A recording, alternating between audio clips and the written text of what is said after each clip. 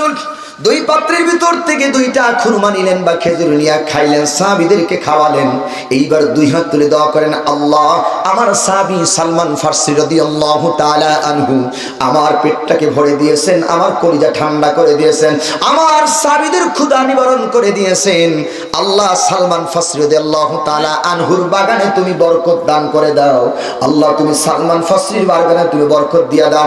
আল্লাহ তুমি সালমান ফারসির বাগানে বরকত দিয়া দাও।